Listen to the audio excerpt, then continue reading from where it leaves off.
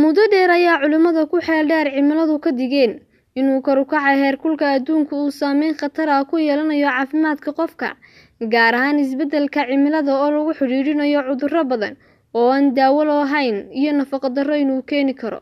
Cilmi baaristan tijaabadeed la waday intii u dhaxaysay sanadkii 1996 ilaa 2009 ayaa lagu ogaaday in heerkulka dalka Mareykanka uu kordhay, isla markaasina uu la kordhay faafitaanka cudurka macaanka, sida ay ku warantay majalada BMG oo ka faaloota arrimaha caafimaadka.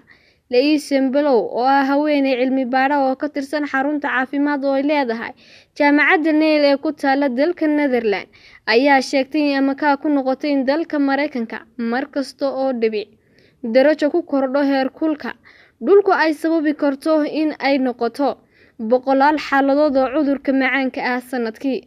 Cudurka macaanka noociisa labaad oo inta badan ku yimaada miisaanka dheeraadka qofka fuula ama hidde ayaa kadib khibrada caafimaadku ku xisaabtami doonaan inuu sidoo kale ku imaan karo saameynta ka timaada isbeddelka cimilada.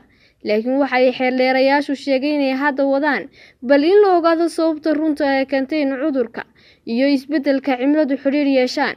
Inkastoo ay goor horeba culimadu ogaadeen in heerkulka kordhaya uu saameyn ku yeelanayo nooc ka mid ah dufanka jidhka ku jira nudaha ee heerkulka uu u baahan yahay hooseeyo, maadaama ay shaqadoodu tahay in jidhka ay kululeeyaan si ay u gubaan dufanka jidhka ku jira.